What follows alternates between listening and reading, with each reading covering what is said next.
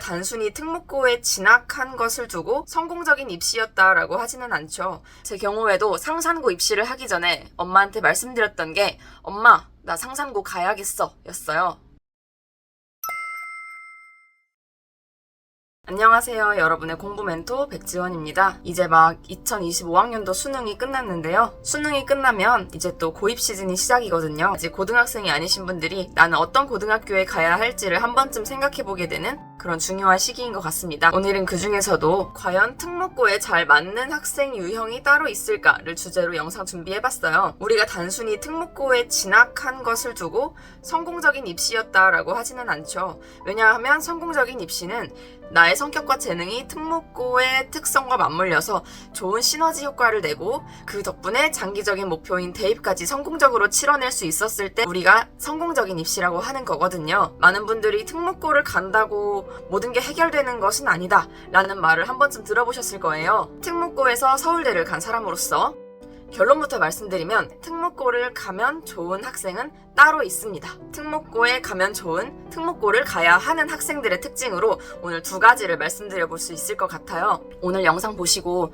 과연 내가 특목고에 맞는 타입일지, 그리고 특목고를 꼭 가고 싶으신 분들이라면 특목고에서 잘한다는 것은 어떤 걸 의미하는지 한번 생각해 보셨으면 좋겠습니다. 그럼 바로 본론으로 시작해 볼게요. 첫 번째 특징은요, 자신이 공부를 잘한다고 믿는 학생들입니다. 공부를 잘하는 것과 자신이 공부를 잘한다고 믿는 것은 약간 다릅니다. 오히려 공부를 굉장히 잘하는데도 자신이 공부를 잘하지 못한다고 생각하고 부정적인 생각을 하는 그런 친구들도 있어요. 반대로 객관적으로 봤을 때 정말 최상이라고 할 수는 없지만 자신이 공부에 대해 어느 정도 확신과 자신감이 있는, 그래서 공부를 굉장히 즐겁게 하는 그러한 친구들도 분명히 있단 말이죠. 심리학에서도 이것을 자기 효능감이라는 단어로 말을 하는 것 같아요. 자신이 무언가에 굉장히 재능이 있고 유능하다고 믿으면 그 무언가를 계속하게 됩니다. 그러다 보면 실제로 그 노력과 시간이 쌓여서 실제로도 잘하게 되고요. 공부는 잘하는 것이 아니라 잘한다고 믿는 것입니다. 제가 최근에 출간한 자신감 공부법 책에도 평범한 학생이었던 제가 어떻게 해서 스스로 공부를 잘한다고 믿게 되었는지, 저의 경험과 함께 실제로 여러분도 지금 직접 따라 하실 수 있는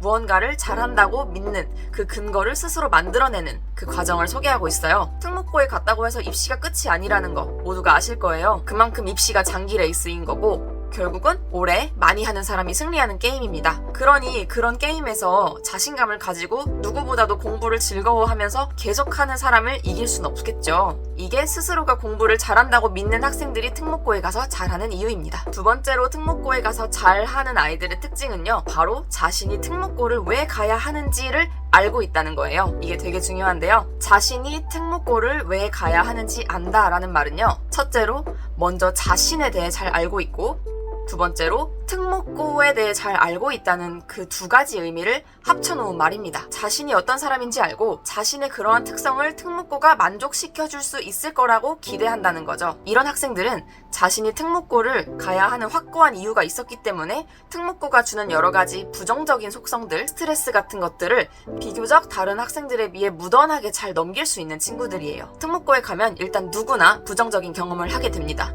당연히 경쟁의 강도가 올라가고 또 믿고 의지할 수 있었던 부모님과 떨어져서 지내게 되고 친구들끼리의 보이지 않는 경쟁, 인간관계 때문에 고생하기도 해요. 그런데 자신이 특목고를 왜 가야 하는지 정확하게 알고 진학한 학생들은 다릅니다. 왜냐하면 특목고란 이미 그러한 곳이라는 걸 이미 머릿속으로 인지하고 들어왔으니 감정적으로 대처하지 않고 그냥 내 공부를 계속 해나갈 수 있는 거죠. 공부는 장기적인 레이스고 결국은 오래 많이 하는 사람이 성공한다고 말씀드렸잖아요. 부정적인 경험에 매몰되어 있지 않고 계속 앞으로 나갈 수 있기 때문에 이런 친구들이 성공할 수밖에 없습니다. 여러분 잘 생각해보시면 주변에서 들으셨거나 혹은 보셨을 많은 특목고 학생들이 이 두 가지를 모두 가지고 있는 것은 아니에요. 그렇기 때문에 특목고에 가서 어려움을 겪기도 하는 거고요. 그런데 제가 지금 말씀드리는 것은 이러이러하지 않으면 특목고에 가면 안 돼 라는 게 아니라 제가 지금 말씀드린 것 중에 객관적으로 어떠어떠해야 한다 라던가 이게 아니면 안 된다 이런 식으로 단정한 건 없었다는 걸 기억해 주셔야 합니다.